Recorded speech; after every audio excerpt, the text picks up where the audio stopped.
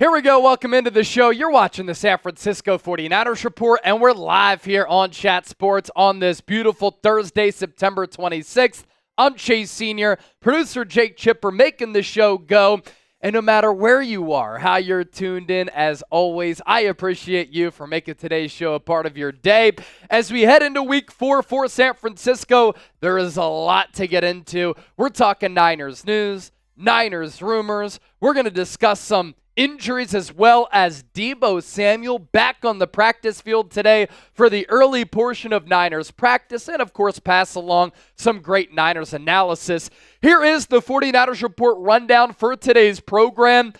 We're going to dive into, and I'm going to explain how San Francisco can fix their defense, and we're going to take a look at some of the root causes for why that side of the ball has been so lackluster. We will do a full-blown Niners Patriots preview to give you all of the information you need to know about that game. We'll discuss the latest Niners trade buzz and the 49ers front office structure. As always, we want you to be a part of the program. How do you do that? It's very easy. Use the hashtag 49ers, or you are guaranteed to be featured here on the show if you send in a super chat. It's the rectangular box with the $sign in it right by the comment section. It's pretty much like sending us a tip, sending us a donation, and obviously we really appreciate when you do that. A programming reminder, be sure to join us on Sunday for our Niners Patriots watch party.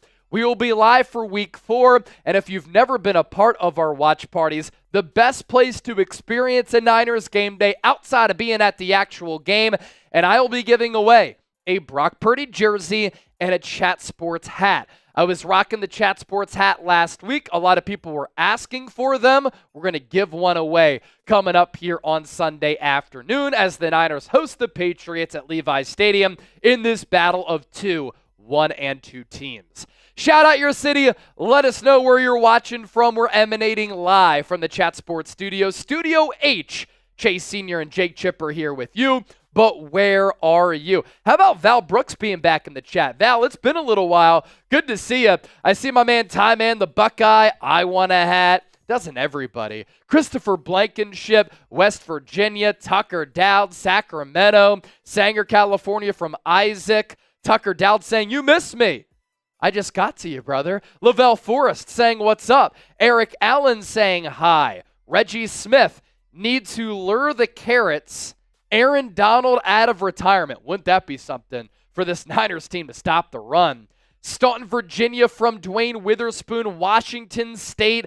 And I know a lot of you in the Bay Area, the final game at the Oakland Coliseum today for the Oakland A's. So some history being made in that part of the country for some Niner fans who might be rooting on the A's, although their owner is an absolute fraud. We're going to talk about this Niners defense here today and how San Francisco can improve on that side of the ball. And they better be able to do it against the New England Patriots, because if they don't, this team just might be screwed. But through 3 games, these rankings are not pretty, ladies and gentlemen. The Niners, 21st in points per game, 16th in yards per game allowed, 30th in yards per play. Their third down conversion rate, they've gone up from 31st to 30th. Progress. Kidding. 52.9% is not going to get the job done because the Niners defense has not been able to get off the field. And then when teams enter the red zone, 20 yards to the goal line, the Niners are giving up a touchdown 60% of the time. That's 21st among 32 teams. It is not a sustainable way to play. And unfortunately for the Niners, their offense has been really solid. Second in the NFL in EPA. But as far as EPA goes, they're 23rd on special teams, which should be worse. But Jake Moody got off to a great year. And 25th on the defensive side of the ball. We're about to start the official show, but we do have a duty today. Cowboys, Seahawks, both rivals of the Niners, and the rival channels of us on the Niners Report. So let's have some fun on this Thirsty Thursday. It's my Friday because during the football season, because games are on Sunday, I pretty much work Sunday through Thursday, but I'm working 7 days a week during the football season. But I'm in office from Sunday to Thursday. So let's have a fun Thursday. The Cowboys report this week, they picked up $310 in Super Chat. Seahawks today with $250. My question for all of you, Can we beat that number? If we do, I'm doing a beer boot, 3 beers, 1 boot, can't be scared. Let's go. Bang Bang Niner Gang, are you ready to start the show? If that's the case, I need everybody watching right now to hit that thumbs up icon and like the video. We have 350 people watching live, and the official show has not gotten underway yet. 69 likes. Very nice. But let's continue to add on to that number. Hit that thumbs up icon, like the video. I know that Niner fans, diehard fans of the show, diehard fans of this football team, you're very passionate, so be very passionate about hitting that thumbs up icon. It helps us out, helps more people find the stream, and the more people that we have in here, the more people that you'll meet, the more people I can talk to, and the more fun that we'll have. So it's Chase Sr., Jake Chipper here with you on the San Francisco 49ers Report. We have 100 likes, and the official show is about to get underway. We have 4 segments coming up. We'll be live for the next hour, so hang out, let's talk some Niner football, and let's have a good time.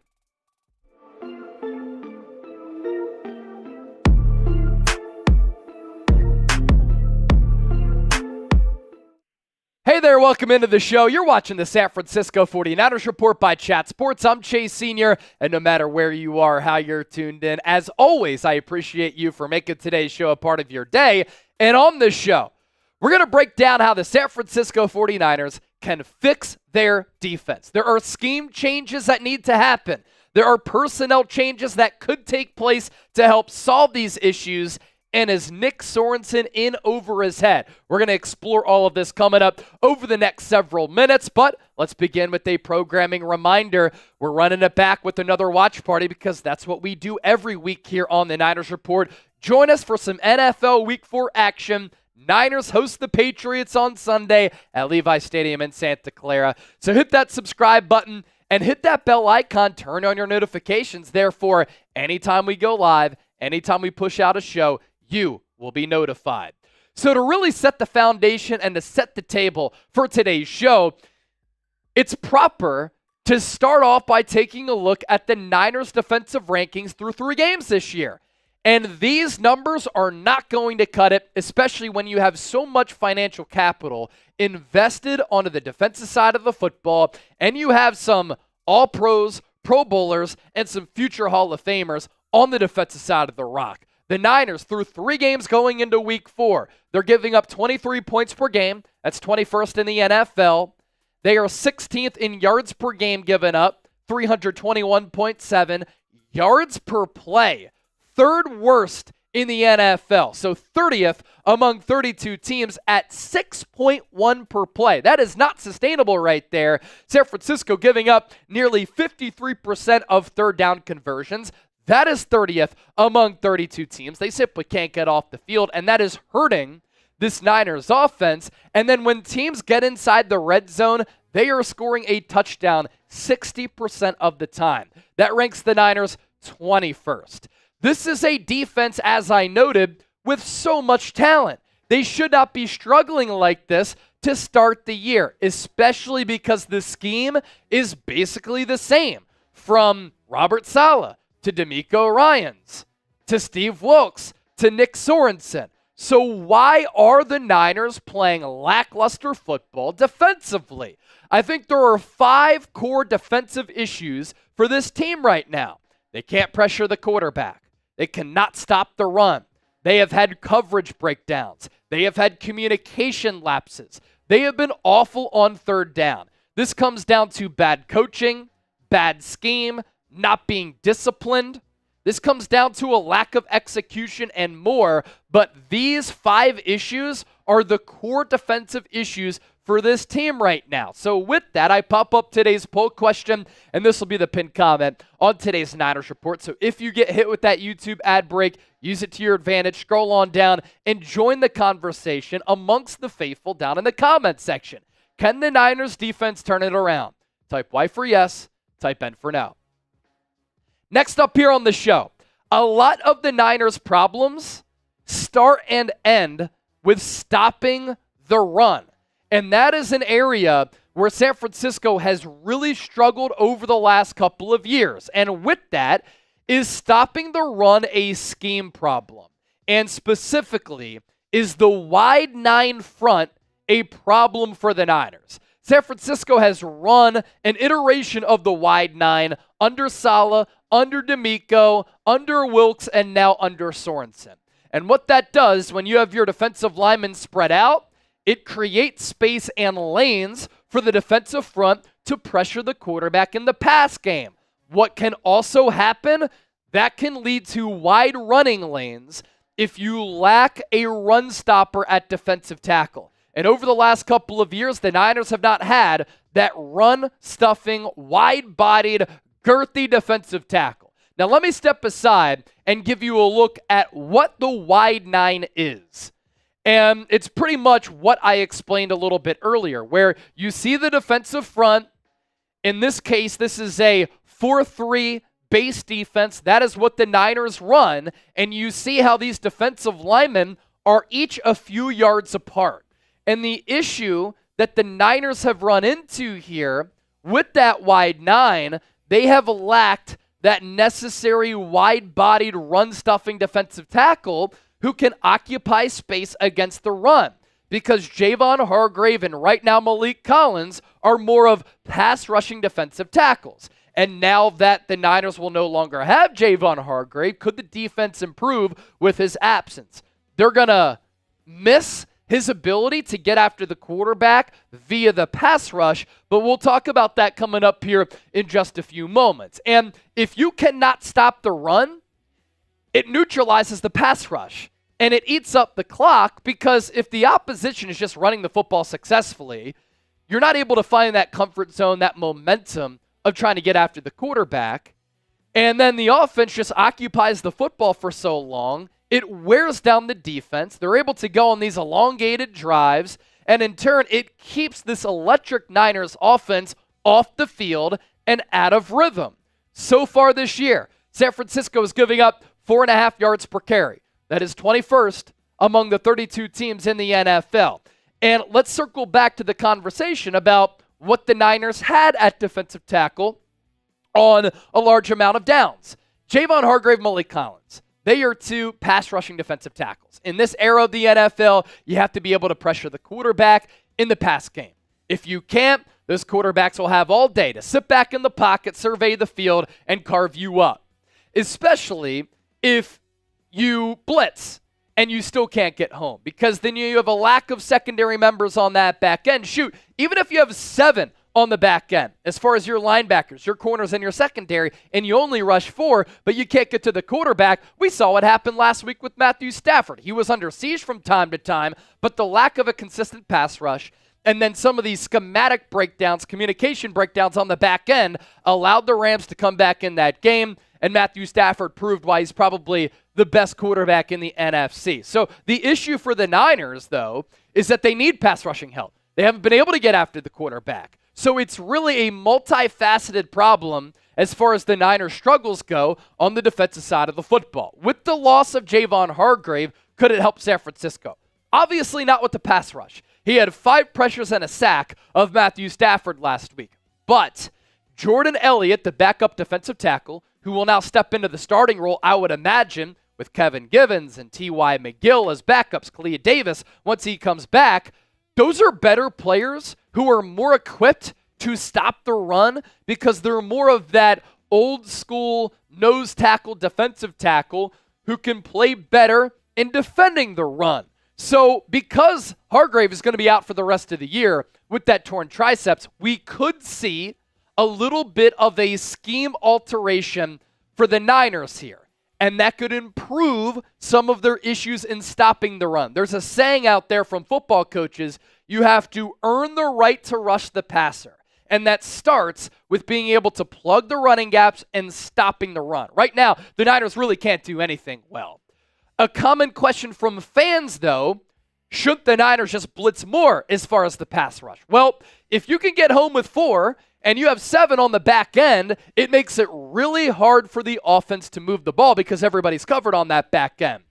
But if you send blitz packages toward the opposing quarterback, you then lack members in that secondary, and then teams will try to negate that pass rush by throwing quick passes or guys will just be open on that back end because naturally there are lesser defenders. So again, when you talk about this Niners defense right now, the root causes for their issues, there are so many of them currently, and that's why this Niners defense has been pathetic and a joke the first 3 games of the year. Let's flip the page to the top defensive coordinators in the NFL, though, because maybe Nick Sorensen is going to be able to take a look at what Brian Flores does with Minnesota, what Jim Schwartz does with Cleveland, and what Steve Spagnuolo does with the Kansas City Chiefs, and implement what some of those defensive coordinators do, and he can implement those things with this Niners defense. Brian Flores blitzes about 80% of the time. He also does such a great job of mixing up his blitzes, but as well as his coverage looks, where there's always so much movement on the defensive side of the ball, which counters the offensive movement of all of the pre-snap motion that we're seeing in today's NFL and all of the spacing that's really been paramount for offenses over the last 5 years or so.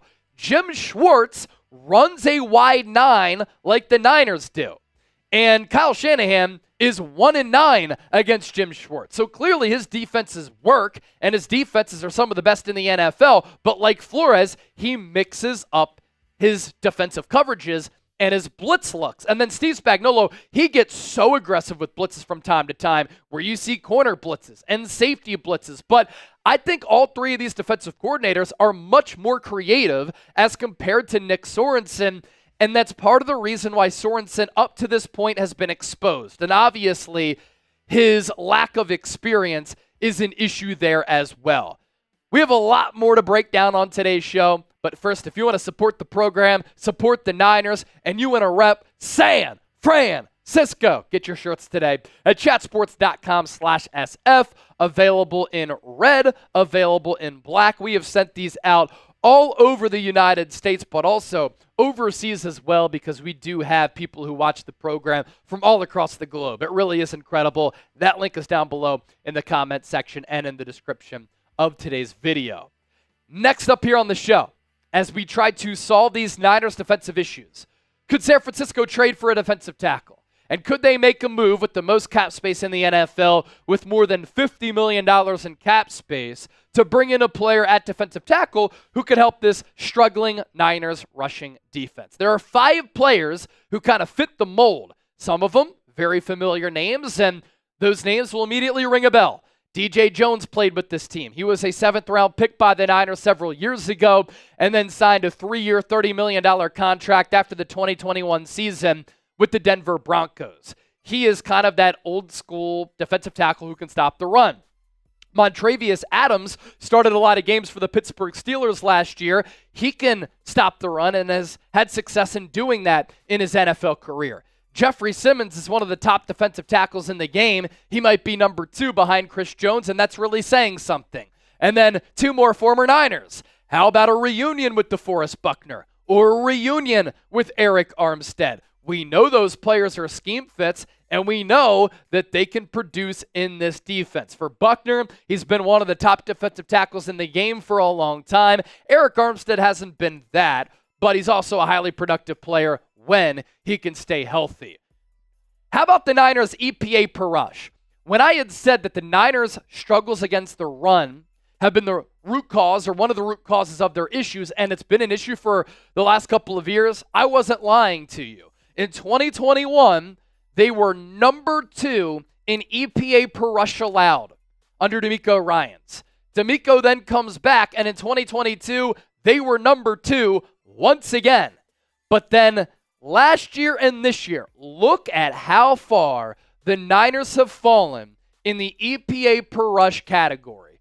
Number 26 a year ago. It's part of the reason why that defense fell off a cliff. And number 28 this year. It is simply not sustainable to have these numbers a reality for this team with this much talent and expect to win a Super Bowl, but be a productive defense week in and week out. I am an advocate, and I am a big fan of being a proponent of emphasizing all 3 phases of the game, because everything kind of coincides. And right now, the Niners are not playing complementary football. So that's the scheme aspect of this conversation. The other part of the conversation is this. Could the Niners make some personnel changes to fix the defense? I think it's time to bench Devondre Campbell. Every time that he was targeted against the Rams, and he was targeted with the purpose from Matthew Stafford and Sean McVay, he gave up a catch and a perfect passer rating. I was high on the value signing of Isaac Yiadom, but he has struggled mightily in his first 3 games as a Niner. We're going to see more Jordan Elliott in place of Javon Hargrave. That could naturally help solve the Niners' issues against the run. And if you bench Yiadom, do you see more of Renardo Green? And San Francisco could play Curtis Robinson more, but during Thursday's practice, he was carted off the field during a special teams drill. So when the Niners are in these dime packages and teams have forced them to play a lot of dime, they are then targeting their linebackers in the pass game. That includes Devondre Campbell and Demetrius Flannigan-Fowles. And then lastly, is Nick Sorensen the guy? Is Nick Sorensen not the guy? Keep in mind that in 2021, when DeMeco Ryans replaced Robert Saleh, he struggled early as the team's defensive coordinator. He was kind of feeling things out, making some adjustments, and he really didn't hit his stride until the midway point of that 2021 season. And remember that year, the Niners started off the 2021 campaign 3-5. Then they ended the season in a hot manner. So DeMeco did struggle early. Nick Sorensen has some time to turn it around, but the pressure is on this football team because they are Super Bowl contenders. The inability to stop the run and get third down stops is concerning. And the coverage breakdowns and the communication miscues, that comes down to coaching. You can blame player execution all that you want, but if players don't know what to do within that defense and they're in the wrong spot at the wrong time, leading to these explosive plays as Matthew Stafford has taken the top off of the defense. Sam Darnold gashing the Niners the week prior with that 97-yard touchdown. That is coaching right there, which is why I've said to start the year, Nick Sorensen has been in over his skis and he's been ill-prepared to be a defensive coordinator in this league. If you want to give me a follow on X and Instagram, I would certainly appreciate it. I put out a lot of short-form content on my social media pages, Talkin' Niners, in addition to the long-form content right here on the San Francisco 49ers Report. All right, so that was segment number 1, how to fix the Niners defense. Segment number 2, Niners Patriots preview. Everything you need to know about this game. We'll do some Niners trade buzz, and then we'll talk about the Niners front office and organizational structure coming up here in just a little while as well. If you want to get on the show, use the hashtag 49ers or send in a super chat. Also, speaking of super chats, we have some work to do. No super chats yet today, but the Cowboys report this week, $310. Seahawks today, $250. Can we beat it? And if we do, I'm doing a beer boot here on the program, or as Pat McAfee would say, program. We have 194 likes right now, well over 500 people watching live, so continue to hit that thumbs up icon and like the video. Ian is just commenting nonstop in the chat, laughing emojis. At this point, the Niners are a joke. I wouldn't say an organization that's made it to 7 NFC titles in 14 years is a joke, or they're not a joke when they've made it to 4 NFC titles in 5 years, including 2 Super Bowl appearances, but that's just me. All right, let's get to our second segment, Niners Patriots preview, that's coming up next. I'm not going to lie. I've seen Ian in here a good amount. Ian, for someone who is a Chiefs fan and knocking on the Niners, you're in here a lot, worried about what the Niners are doing. A lot. I might just put that out there, Ian. I'm going to just put that out there. The Niner fans have to drown Ian out. They just have to drown him out. You say no one's scared of the Niners. You're in here every day, baby. Rent-free. Rent-free. All right, coming up next, Niners Patriots preview. Don't go anywhere. We're about to preview this Week 4 game for San Francisco. And can this Niners defense get it together? Welcome into the San Francisco 49ers Report. Chase Sr. here with you. And here's what we have coming up on the docket for today's show. A Week 4 preview as the Niners play host to the New England Patriots. Kickoff set for Sunday, Week 4, 4 p.m. Eastern, 1 p.m. Pacific there at Levi Stadium in Santa Clara. The over-under for this game is 40.5. That's pretty low. And the Niners, 10-point favorites in this ball game. It's gone down a half point throughout the week. So really, a lot of the money continues to be on that Niners side, and this is a battle between 1-2 teams who are fighting to get back to 500 during the first month of the regular season. A programming reminder, as we always do, we'll be live for our Niners-Patriots watch party, so be sure to join us on Sunday. Hit that subscribe button as we close in on another subscriber milestone. This is the largest independently run Niners channel right here on YouTube. As for the Patriots' schedule so far, started off the 2024 season and the Gerard Mayo era with the shocking win on the road against the Cincinnati Bengals, 16-10. And I would have never envisioned that even though the Bengals under Zach Taylor have struggled in the month of September, that they would be 0-3 going into week 4. Then the Patriots at home lose against the still undefeated Seattle Seahawks 23-20 in overtime. And then last week, they got bounced by the New York Jets, a final score of 24-3. The Niners, on the other hand, started the season off with a really impressive 13-point win over the Jets, 32-19, as their offense just ran wild against a quality New York Jets defense. And that Jets offense never was able to find a rhythm because the Niners dominated time of possession and ran the football right through that Jets D.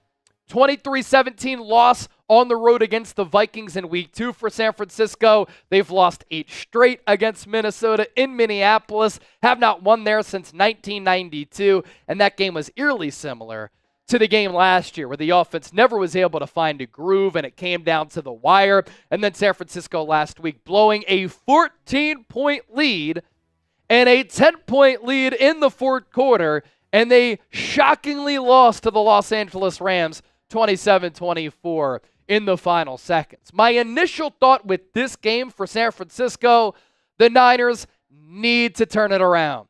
This is an expensive roster. It's a very talented roster. And if you start the year 1-3, the panic meter will be at an all-time high. You can't and should not lose this football game because the Niners are the far superior team. As for the Niners injury report, Brock Purdy had to undergo an MRI on his back after that Rams matchup. He was a full participant in practice this week. George Kittle, hamstring injury, limited participant. He did not play last week against Los Angeles. I actually thought Eric Saubert played pretty solid in his place. Deebo Samuel was out last week, but was on the practice field on Thursday. So we'll continue to monitor his situation. Christian McCaffrey on injured reserve. He's in Germany getting some treatment on that Achilles injury. And then Ricky Pearsall, this is the final week that he will be on IR with that chest injury after getting shot a couple of weeks ago in downtown San Francisco Union Square. So that is the Niners injury report. The Patriots injury report. This was on Wednesday from Mike Griese, who covers New England for ESPN. No participation. Alex Austin, Anthony Jennings, Michael Jordan, Vidarian Lowe. Limited participants this week for New England. David Andrews, the center, but that's just because of rest. The really good second-year corner, Christian Gonzalez, with a shoulder injury. Hunter Henry, ankle. John Jones, shoulder. Sidney Sowell, ankle. Caden Wallace, knee. And then the full participants, Mike Owenu, who we talked about this offseason as a potential guard upgrade for San Francisco. They decided to address that position in the draft with Dominic Pooney, and then Jabril Peppers with an ankle ailment. This is a game where the Niners are going to be able to move the ball, I believe, because the sample size has been clear for New England that they will give up yards. They don't give up a lot of points. So finishing drives with touchdowns in the red area will be key for San Francisco, because you look at the Patriots' defensive rankings so far this year, they're only giving up 19 points per game. And offensive production across the league in September has been down. It's pretty much extended preseason. I hate it, but when you can't hit during the summer and when starters don't play any preseason football pretty much, that's going to lead to a lackluster product in the month of September. Again, I hate it. I despise it. I think changes should be made, but that's the reality of where we are with the safety of the NFL. But Nonetheless, the Patriots defense was a top 10 unit last year. They have a lot of talent, and they're well coached this year. So 10th in points per game allowed. They're only giving up 2 touchdowns per game. That's 11th. But to my previous point, they're giving up 327 yards of offense per matchup. That's 19th. They're giving up 5.3 yards per play. That is 17th. And then teams have been able to convert on third downs 51% of the time. That's 29th, which is actually a spot ahead of the Niners defense. And all Brock Purdy has to do against New England is continue to do what he's been doing. Overshadowed by this awful start for San Francisco this year is the elite play of Brock Purdy. And I mean it when I say elite, because this is what Purdy has done so far in 3 games to start off the year. He is 4th in QBR at 74.1. He's 7th in completion rate. He's 2nd in passing yards. Completion percentage over expected is 9.8%. That's first by nearly double. His yards per attempt, 8.9. That's 2nd in the NFL after he led the league in that category last year. Air yards per attempt is 9.6. That's 3rd, so he's also pushing the ball downfield while feeding the ball into tight windows. That's the completion percentage over expected mark. He is tied for 7th in passing touchdowns with 4, and he's been extremely accurate. Off-target percentage, 8.4. That is the 3rd lowest mark in the NFL. And how about the top Pro Football Focus passing grades going into Week 4? Brock Purdy is first among all quarterbacks by a wide margin. Nearly 14 points ahead of Aaron Rodgers. Quick math right there. I'm quick on my feet. 91.8. That's pretty telling right there. Aaron Rodgers at 78. Justin Fields, a surprising start to the season for him. Arthur Smith's done a hell of a job as the Steelers' offensive coordinator, 75.3. Andy Dalton carved up the Raiders last week, the most Raiders loss ever. And then Lamar Jackson at 72.4. So San Francisco will need Purdy to cook again. They might be without Debo. We'll see if he plays. I would not play him with that calf injury. He's also joining the practice field a little bit later in the week. George Kittle, we'll see. But the Niners are going to be shorthanded. So Purdy, if he continues to cook, and he's been cooking all year, even in that loss against Minnesota, when, yes, he turned it over, but had a much better performance against Minnesota than C.J. Stroud did this past week, then the Niners should be in a good spot. And an underrated game-changing ability for Purdy, his mobility. Mobility within the pocket, mobility in the pocket to buy time for his receivers downfield, the mobility and the improvisational skills that he has to break, contain, get out of the pocket to his right or left to make plays downfield, but to also run the football. And last week, it was sneaky good for him to run for more than 40 yards because he was able to show defenses that they now have to respect the run as well. If you want to bet on this game, no other better place to do it than with our sportsbook partner, and that is BetUS. We've got your game. Use the promo code Niners125 for a 125% deposit bonus. All you have to do is head to chatsports.com/49bet. You use the promo code Niners125. So if you put in $100, you get $125 back. That's $225 to game with. Here are your Week 4 betting odds. The Niners, 10-point favorites. So they are giving the Patriots 10 points, and then the over-under, it is low at 40.5. So the odds makers here expecting this to be a low-scoring game or a lopsided game where the Niners score a lot and the Patriots barely score. As part of our preview, we have to talk about this defense. This is the week that the San Francisco 49ers defense needs to get their confidence. They need to improve on some of their weaknesses. They need to solve some personnel issues, and they need to put it simply, get their shit straight. Because if there is a week for this defense to play quality football, it's against Jacoby Brissett and the New England Patriots. Here are the Patriots' offensive rankings going into Week 4. This is not a good offense. In fact, it's one of the worst in the NFL. So if San Francisco struggles defensively against this Patriots offense, that is an awful sign. The Patriots are scoring 13 points per game at second to last in the NFL. They are dead last in yards per game at 246. They are 30th in yards per play at 4.2. They are 23rd in third down conversion percentage. They are only scoring a touchdown when they get in the red zone 33% of the time. That's 28th among 32 teams. And they are scoring 1 touchdown per game. So again, if this Niners defense can't get it corrected, it could be a long year for the Niners. And here are San Francisco's defensive rankings. Points per game, 21st. Yards per game, 16th. Yards per play, 30th. Third down conversion rate, 30th. Red zone scoring percentage, 21st. And the Niners' core defensive issues through 3 games, 5-fold. Can't pressure the quarterback. Can't stop the run. They have had coverage breakdowns. They have had communication lapses. And they have been awful on third down. Jacoby Brissett is not a quarterback who's going to throw it 30-plus times. If he has to, that helps out you, right, as the opposition. What the Patriots are going to try to do is run the football to point number 2, and the Niners have to stop the run. Their EPA per rush over the last 4 years, in 2021 and in 2022, under DeMeco Ryans, they were number 2 in the NFL. The last 2 years, they have fallen to 26th and 28th.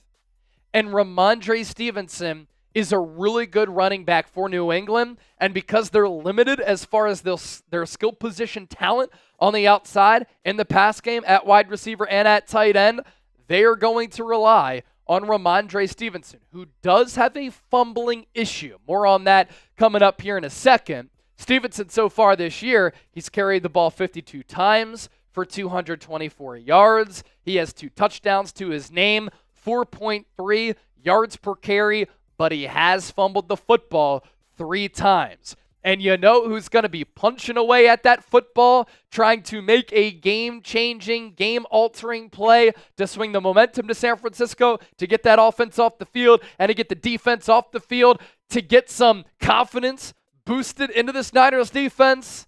It's All-Pro Fred, the best linebacker in the National Football League, who has become famous for that peanut punch. My keys to the game. The defense has to eat against an anemic Patriots offense. You have to stop the Patriots' run game. Can the special teams unit for San Francisco take some pride in what they do? That unit is a straight-up joke. The offense for San Francisco has to finish drives in the red zone because the Patriots not giving up a lot of points per game. And then the Niners in this game, figure out the defensive personnel. If you have to bench Devondre Campbell, do it. If you have to bench Isaac Yiadom, do it. If you need to get some younger players in the fold, do it. And what's going to help this Niners defense as well, Talanoa Hufanga continuing to increase his snap count and get some more run with this Niners defense as he comes back off that torn ACL. So predict the score, Niners, Patriots, coming your way Sunday afternoon at Levi Stadium. My prediction, I don't really like the 10-point line, but I think the Niners win somewhat comfortably, 26-17. San Francisco gets back to 500. First super chat coming in from Beast Mode. Hey, Chase, any word on Hassan Reddick coming to the San Francisco 49ers? No, and it's been one of the bigger mysteries across the NFL. He is still not reported to the Jets. There's no sign that he's going to report at all to the New York Jets. If I'm San Francisco, I'd be interested in trading for him. He is not going to help you against the run, so that is an issue. And maybe the Niners, toward the NFL trade deadline, they tried to get a defensive tackle to be better against the run and not an edge rusher, but Hassan Reddick and Nick Bosa. Man, that would be an edge rushing tandem that would strike fear into the opponent. So we're going to move forward to segment number 3 and discuss some Niners trade buzz here. And if you want to hear about some defensive tackles who the Niners could trade for, you're really going to like this segment coming up. About 500 people watching. Continue to hit that thumbs up icon, like the video. Don't forget to subscribe to the channel. And with Beast Mode's $2 Super Chat, we are on the board with our Super Chat battle. But we're trailing the Cowboys report. We're trailing Seahawks today. So if you want to send in a Super Chat, let's make this a competition. If we beat the Cowboys report, I'm taking down a beer boot, 3 beers, 1 boot, live here on the Niners Report, because in life, you cannot be scared. All right, let's talk some trade buzz next. Defensive tackles, who San Francisco could trade for with the deadline coming up in November. Yo, welcome into the show. This is the San Francisco 49ers Report. I'm Chase Sr., and no matter where you are, how you're tuned in, as always, I greatly appreciate you for making today's show a part of your day. So many talented content creators out there who talk about the Niners, so anytime you decide to hang out here with me on the show, I really do appreciate that. Coming up, we're going to look at 5 defensive tackles who the Niners could trade for in the aftermath of that Javon Hargrave injury, and in turn, this could help San Francisco improve that bad run defense. First, with Week 4 coming up, if you think the Niners will beat the New England Patriots, I want you to hit that thumbs up icon, like the video, and let your voices be heard. If not, I want you to comment why and show me that you know ball and give me some reasons. Why do the Niners need to trade for a defensive tackle? That's the question of today's show. Javon Hargrave is out for the year with the torn triceps. He is a pass-rushing defensive tackle, and the Niners need to get better against the run. But the loss of Hargrave hurts because he is a very talented pass rusher, and the Niners are bad against the run, and they were already thin as far as defensive tackle depth goes. And the Niners' defensive rankings in the first 3 games, simply not good enough, and it's inexcusable that the defensive side of the football has been this bad. San Francisco, 21st in points per game, 16th in yards per game, 30th in yards per play, 30th in third down conversion rate, 21st in red zone scoring percentage. You want to take a screenshot of that graphic here so that you can become a more informed Niners fan and tell your friends and family members that this defense needs to turn it around? You can certainly do that. And part of the core issues for this Niners defense over the last 2 years, 2023 and in 2024, is their inability to stop the run. And this has been a trend that has been trending downward for San Francisco. And unfortunately, it used to be a strength for San Francisco. In 2021 and in 2022, the Niners number 2 in EPA per rush allowed. But last year, under Steve Wilks, 26th. And in 2024, even worse under Nick Sorensen at 28. As far as the trade goes, I know a lot of you are probably saying, the Niners can't make a move. Chase, they don't even have any cap space. They're broke. False. Fake news. The 49ers have $56.8 million in cap room. That is number 1 in the National Football League. And next year, they have $55 million in cap space, which is about middle of the pack in the NFL. That's what happens when you sign players to contract extensions and you rework some of these deals. So without further ado, let's take a look at our defensive tackle trade targets, and let's begin with a former Niner and familiar face in DJ Jones of the Denver Broncos. Since he left in 2021, after the 2021 season, I should say, the Niners have missed him on the interior of this defensive line, and a reason why he could get dealt, he was also a trade candidate last year. The Denver Broncos could be in sell mode. I know that in Week 3, they upset the Tampa Bay Buccaneers on the road, but I don't expect them to be a winning team this year, especially in a very competitive AFC West. And a reason why it would make sense for San Francisco to bring DJ Jones back, he is on an expiring deal. He does have scheme familiarity and team familiarity, and that's the type of player that the Niners have been missing. Now, has their EPA per rush dipped solely because DJ Jones left this team and the Niners couldn't pay him $10 million? It's just part of the reality. No, but they have certainly missed him at that defensive tackle position. His run defense grades over the last 5 years.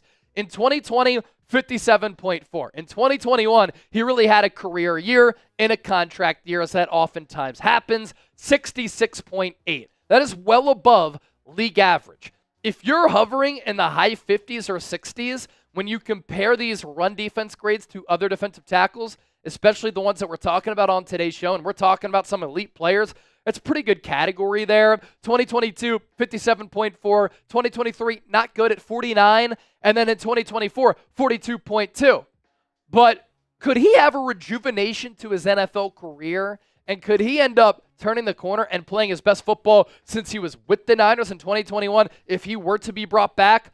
I think so. And I don't think the Niners would have to move a lot to bring DJ Jones back to the Bay.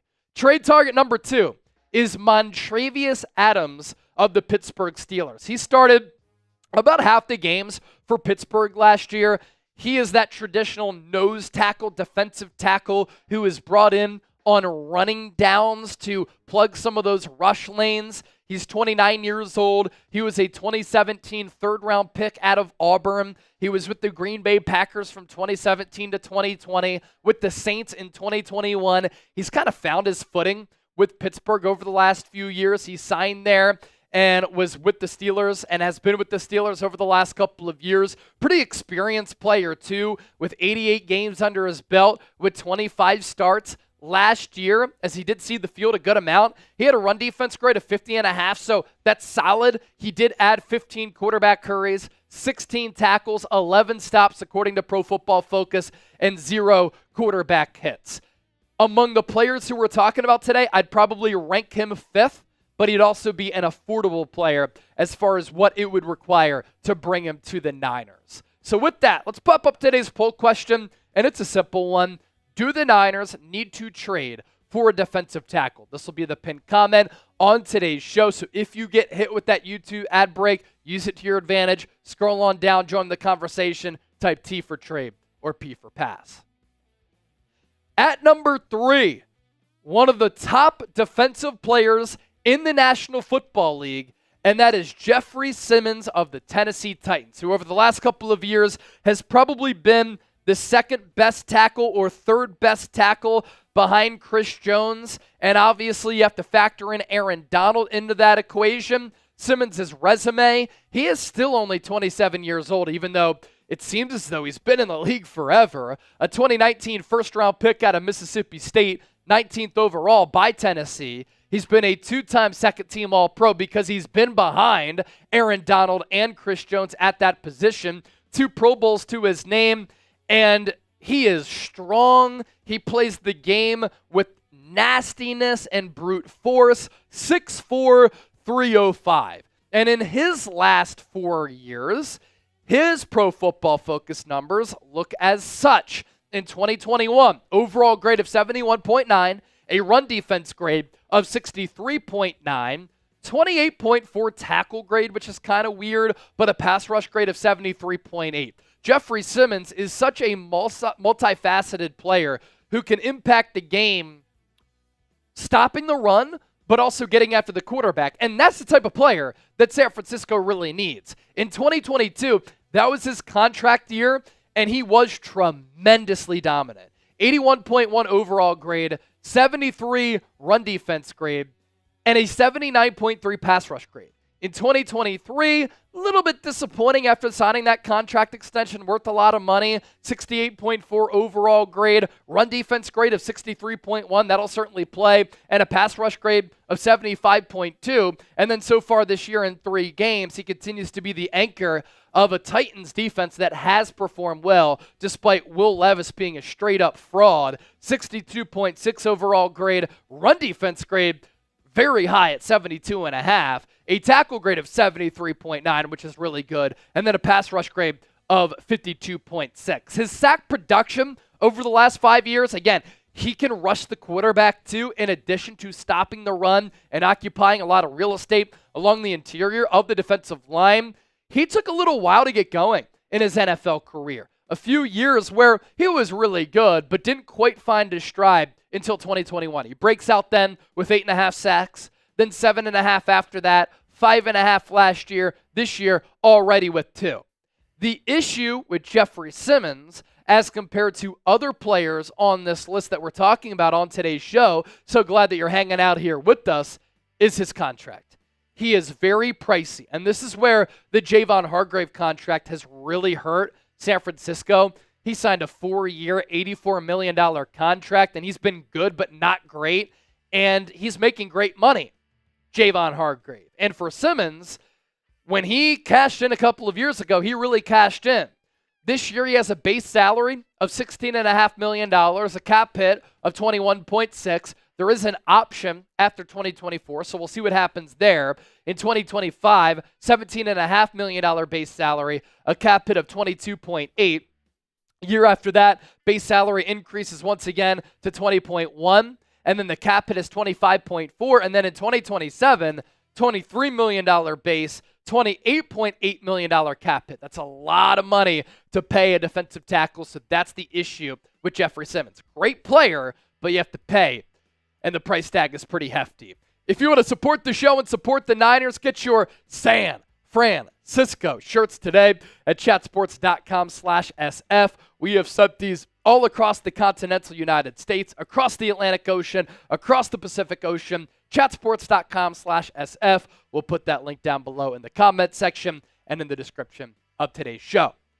Trade target number 4 is another familiar name for the Niners, and that is DeForest Buckner. This really depends on how the year goes for the Indianapolis Colts. They were able to pick up their first win of the season last week against the Chicago Bears as the Bears continue to be a dumpster fire. I feel bad for Caleb Williams at this point. Matt Eberflus is not a head coach in this league.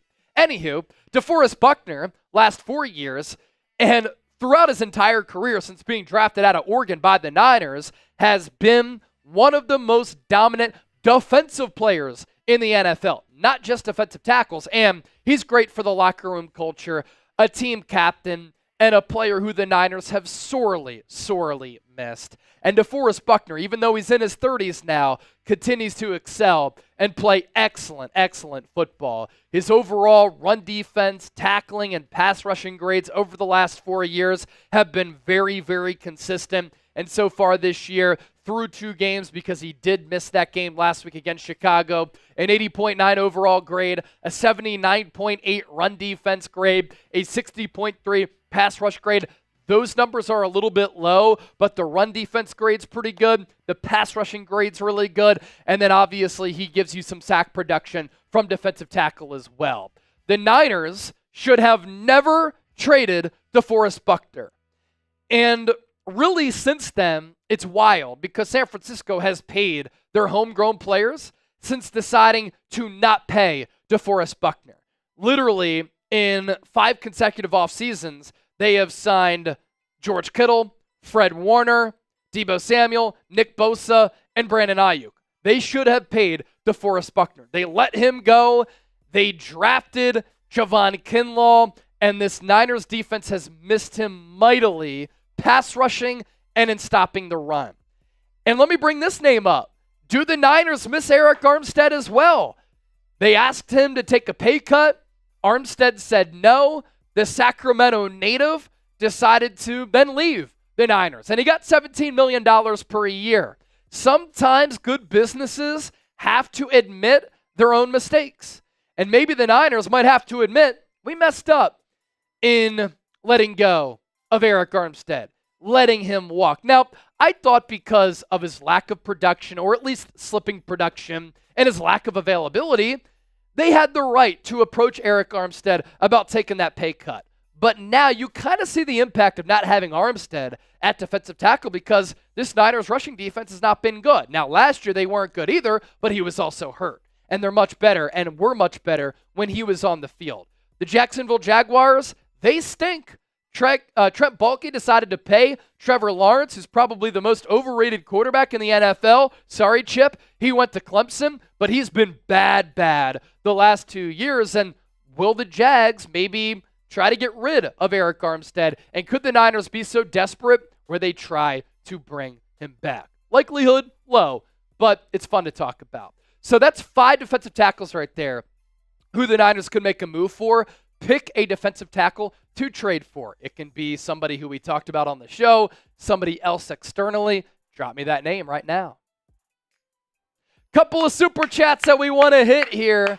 Kevin Andrews' photo with the $10 super chat. Gotta beat the Cowboys chat. Isn't it crazy that 2 years ago we were a number 1 defense with weak quarterback play, and now we have a number 1 quarterback with a weak defense. The Niners need pass rush help. They need pass rush help.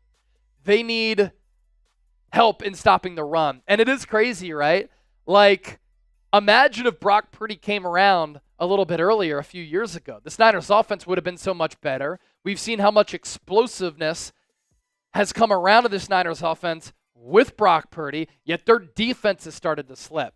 If they can get on the same page, complementary football, this Niners team, they can once again be a dominant all-around team, and they haven't been that the last 2 years. And then Matthew Short with the $5 super chat. Chase, do you think that we would change defensive coordinators during the year? It rarely works. It has been done before, but you have Brandon Staley waiting in the wings. And I think that's part of the reason why the Niners hired Brandon Staley to be a defensive assistant, because they knew it's a risk. Super Bowl contending team, first-year defensive coordinator. Nick Sorensen's never called defensive plays. If it doesn't work, we can pivot to Brandon Staley, who in 2020, albeit it being during a COVID year, did do a good job of calling that Rams defense. Marvin Kimbrough, a $2 super chat. Not watching if I see Ronnie Bell on the field. 2 brutal drops last week, including the potential game-winning drop. And then CDL, $2 super chat. CDL is a first-time super chatter. Thank you so much for donating to the show. We love you. We appreciate you. One more segment to get to. We're up to $21 in super chats. Are we going to be able to overtake the Cowboys report and Seahawks today? Our final segment, going to take a look at the Niners' front office and organizational structure and where they rank among 32 teams in the NFL, according to NFL executives and coaches. But let's take another look at our Super Chat battle. Cowboys report, 310. Seahawks today, 250. Niners report, $21.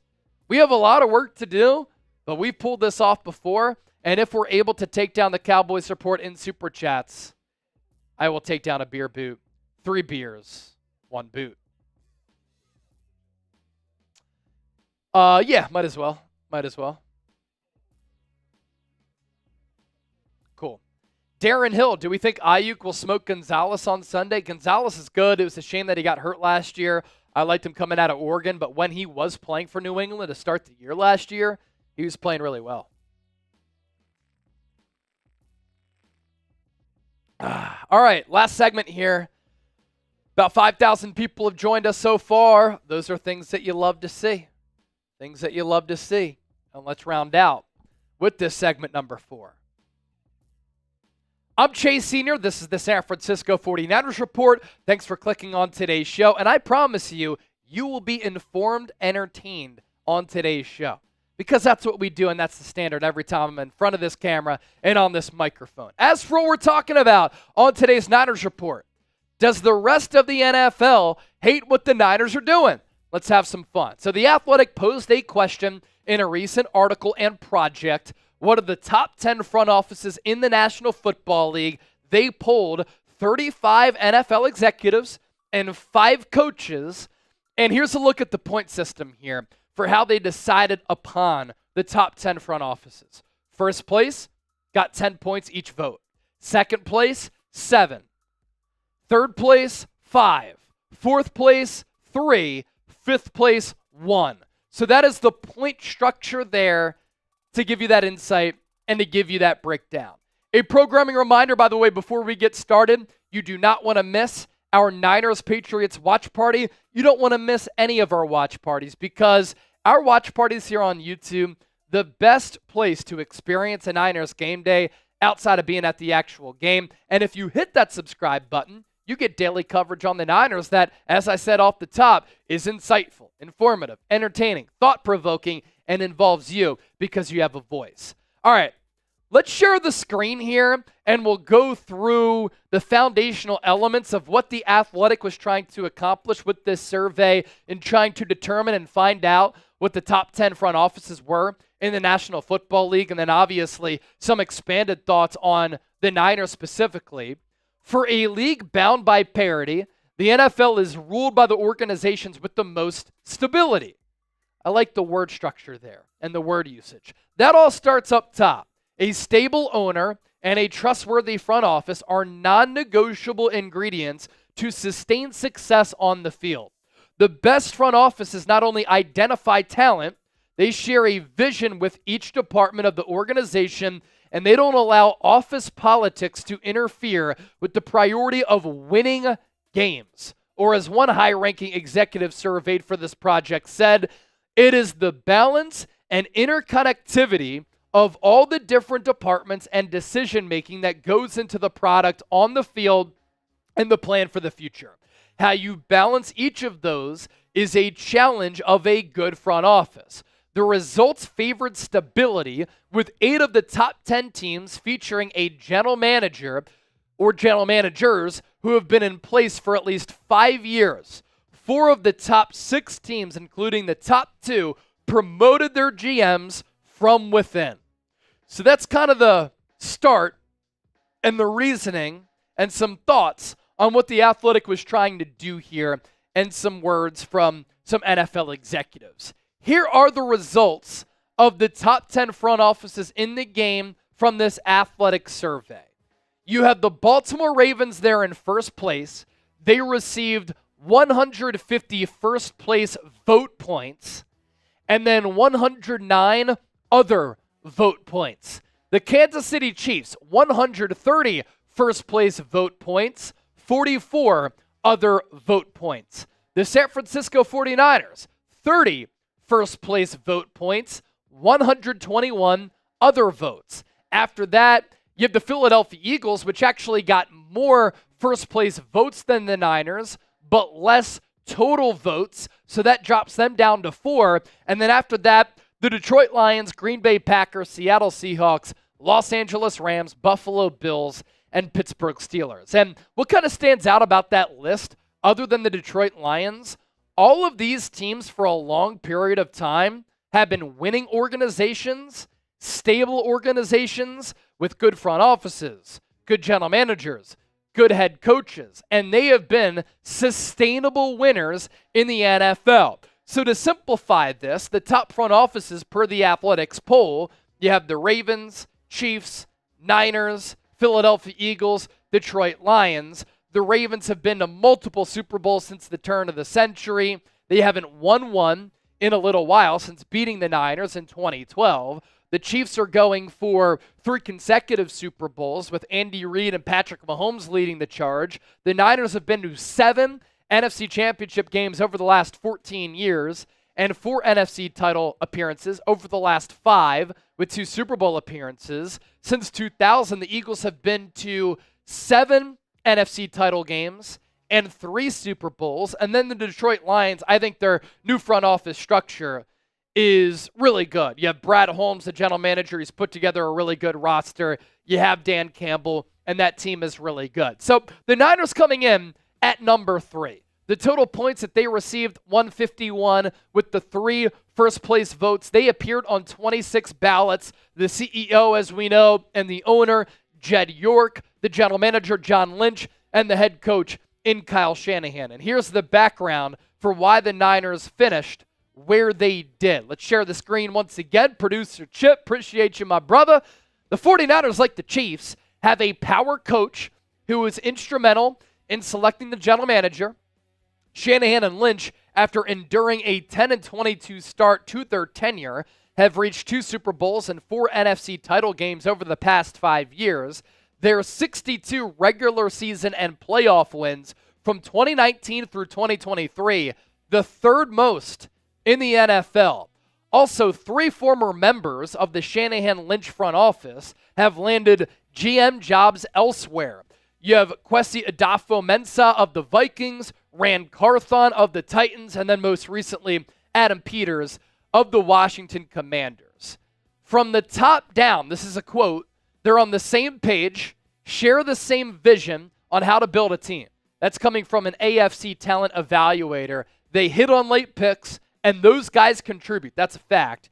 And they've got the best roster with 7 All-Pros. The Niners' upper echelon talent rivals any team in the league. They have extended many of their key pieces, even if negotiations have gotten contentious at times with Nick Bosa, Deebo Samuel, Brandon Ayuk, and Trent Williams.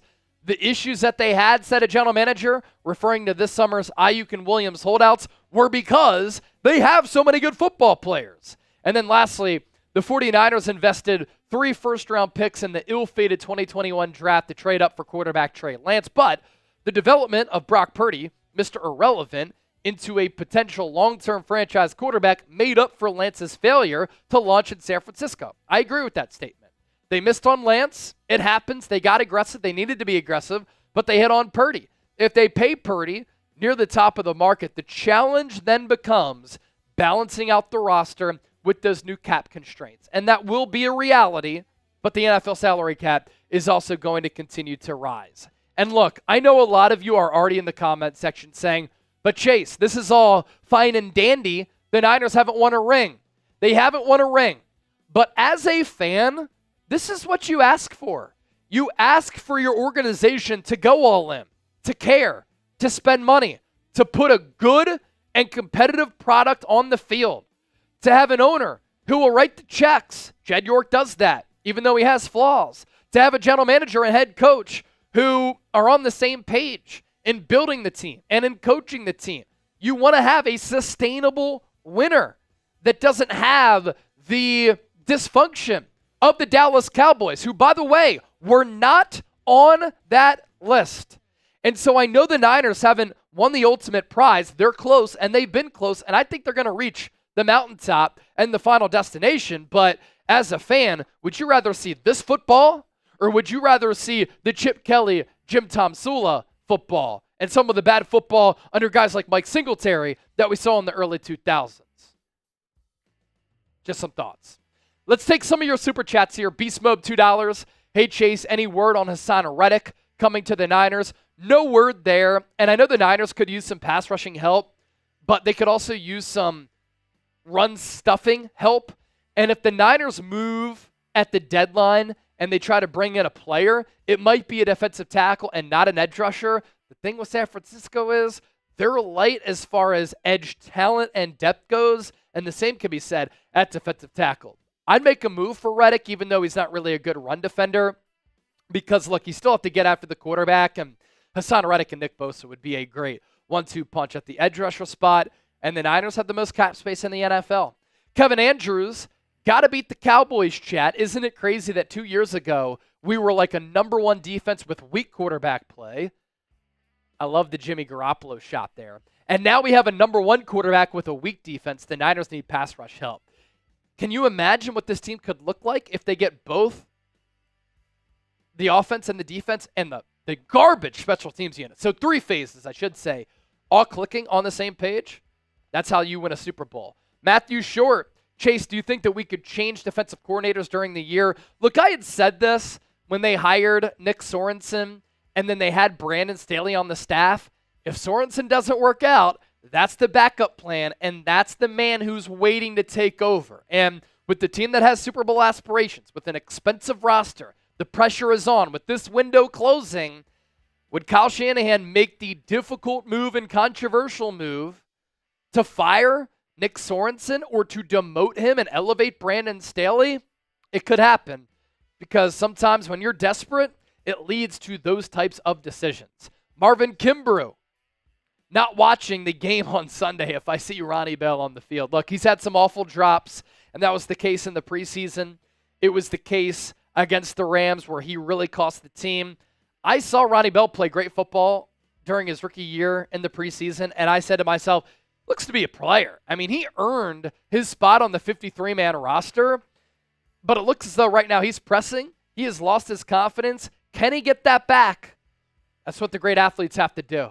Be sure to hit that subscribe button for all types of content here on the Niners Report. And as always, thanks for supporting the show. Good stuff, everybody. Really good show today. Thanks for hanging out. 6:43 p.m. Eastern, 3:43 out on the West Coast. This is the Niners Report. We did 4 segments today. We've already been live for well over an hour. So, awesome stuff. Awesome stuff. All right, Chip and I are going to sign off. We will see you on Sunday. Niners, Patriots, Week 4 watch party. Hopefully the Niners can get back on the wagon and get that dub. Words of wisdom. Appreciate you, my guy, and everybody else who watched the show today. And be on the lookout for more great content coming your way over the next couple of days. I'll be joining Larry Krueger tomorrow at 1:45 p.m. Eastern, 10:45 on the West Coast. So that's a great Niners show that we do every single Friday. See you then. See you every day here on the Niners Report. For Chip, I'm Chase. For the faithful, we gone. See ya.